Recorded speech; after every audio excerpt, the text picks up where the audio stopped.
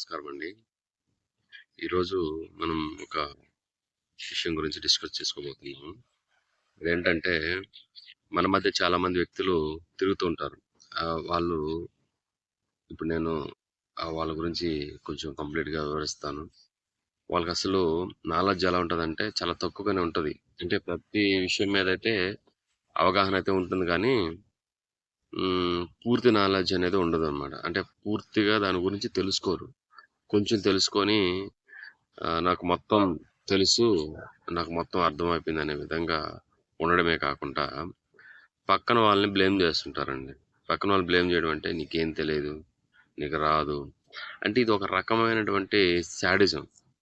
అంటే వాళ్ళ గురించి మనం పూర్తిగా చెప్పాలంటే, హాఫ్ నాలెడ్జ్ మెంటాలిటీ ఉన్న వాళ్ళని అర్థం. హాఫ్ నాలెడ్జ్ అంటే ఏందంటే, వాళ్ళకి ఏ విషయంలో అయినా సరే సగం సగం నాలెడ్జ్ అనేదే ఉంటుంది తప్ప, పూర్తి నాలెడ్జ్ అయితే ఉండదు. సో, అలాంటి వ్యక్తులు మన చుట్టూ ఎప్పుడూ తారసపడుతూనే ఉంటారు. వాళ్ళతో మనం వాదించడం కన్నా కూడా నోరు మూసుకొని సైలెంట్‌గా ఉండడం బెటర్. ఎందుకంటే వాళ్ళతో వాదిస్తే వాళ్ళు ఎప్పటికీ కూడా మనం చెప్పేది ఒప్పుకోరు. అదేవిధంగా మనల్ని తక్కువగా చూడడము, మనల్ని డిగ్రేడ్ చేయడము ఇలాంటివనేది ఎక్కువ చేస్తూ ఉంటారు. కాబట్టి ఈ హాఫ్ నాలెడ్జ్ మెంటాలిటీ ఉన్న వాళ్ళెప్పుడు కూడా మీరు పసిగట్టినట్లయితే వాళ్ళకి మీరు దూరంగా ఉండడమే మంచిది. వాళ్ళతో వాదించడం అనేది అసాధ్యం. ఎందుకంటే వాళ్ళకి తెలిసిందే నాలెడ్జ్ అనుకుంటారు కానీ, ఎదుటి వాళ్ళు చెప్పే దాంట్లో ఏమన్నా విషయం ఉన్నా కూడా వాళ్ళు పట్టించుకోదలుచుకోరు. కాబట్టి అలాంటి వ్యక్తిత్వాలు మీ చుట్టూ తిరుగుతుంటే, వాళ్ళకి వీలుంటే వాళ్ళ యొక్క వ్యక్తిత్వం గురించి అర్థమయ్యేటట్లు చేయండి. వాళ్ళ వ్యక్తిత్వం గురించి అర్థమయ్యేటట్టు చేయాలంటే, చాలా గొప్ప మెంటాలిటీ మనకుండాలి. చాలా ఓపికుండాలి.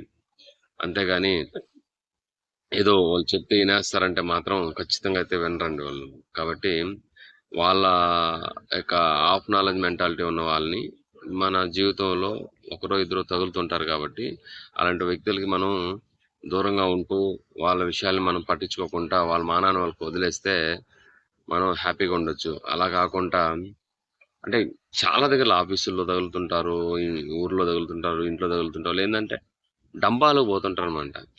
నాకే వచ్చు, నేనే పోటుగాడిని, నీకేం తెలుసు, నీకంత సీన్ లేదని ఒక శాడిజం టైప్ అనమాట. ఆ శాడిజం అనేది ఇంట్లో ఉంటే ఆ ఇంట్లో వ్యక్తితో తట్టుకోలేము. బయట ఫ్రెండ్స్ ఉంటే ఆ ఫ్రెండ్స్ దగ్గర అంటే ప్రతి గ్రూప్‌లోనూ ప్రతి ఎక్కడైనా సరే కొంతమంది ఉంటారనమాట. వాళ్ళు అసలు వాళ్ళతో కలవడం అంటే ఎట్లుంటదంటే నరకం కనిపిస్తుంటది. ప్రతి విషయానికి డిగ్రేడ్ చేస్తుంటారు. ఎందుకు పనికిరావంటుంటారు. అసలు ఆళ్ళు హాఫ్ నాలెడ్జ్ ఫెలోస్‌ని మనం ఎప్పుడు గూడా మనం దూరంగా ఉండడమే మంచిదని నా ఉద్దేశం అని. సో, మీరు హాఫ్ నాలెడ్జ్‌గా ఉండొద్దు. ఏ విషయం గురించైనా పూర్తిగా అవగాహన తెచ్చుకున్న తర్వాతే మాట్లాడండి. ఏ వ్యక్తి గురించైనా సరే పూర్తిగా తెలుసుకున్న తర్వాతే వాళ్ళ గురించి మాట్లాడండి తప్ప, ఏదో మనకు వచ్చిన నాలెడ్జ్‌తో అతన్ని చూడడం అనేది తప్పండి. ఎందుకంటే ప్రతి ఒక్క వ్యక్తిలో ప్రతి ఒక్క వ్యక్తిత్వంలో ఒక విషయం అనేది ఉంటది. ఆ విషయాన్ని మనం గ్రహించినట్లయితే మనకు బావుంటది తప్ప, మనం ఏదో మైండ్‌లో పెట్టుకొని మన నాలెడ్జ్‌ని బేస్ చేసుకొని ఎదుటి వ్యక్తిని అంచనా వేసుకుంటే మాత్రం ఎప్పుడైనా కూడా చాలా తప్పండి. మనము హాఫ్ నాలెడ్జ్‌గా ఉండకూడదు. హాఫ్ నాలెడ్జ్ ఉన్న వాళ్ళతో మనం వాదించకూడదు. వాళ్ళు హాఫ్ నాలెడ్జ్ ఉన్న వాళ్ళు విపరీతమైన అహంకారము, పొగరు, గర్వం చాలా ఉంటాయండి.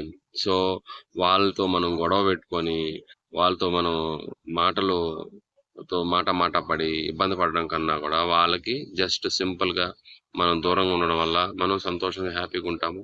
మనం కూడా ఏ విషయం అనేసి పూర్తి స్థాయి అవగాహన లేకుండా ఎవరితో అయితే మాట్లాడకూడదు. థ్యాంక్ యూ అండి. Thank you very much. ఇది మీ ఫ్రెండ్స్‌కి మీకు నచ్చినట్లయితే మీ ఫ్రెండ్స్‌కి అందరికి కూడా షేర్ చేయండి. సబ్స్క్రైబ్ చేయండి. థ్యాంక్ యూ అండి. Thank you very much.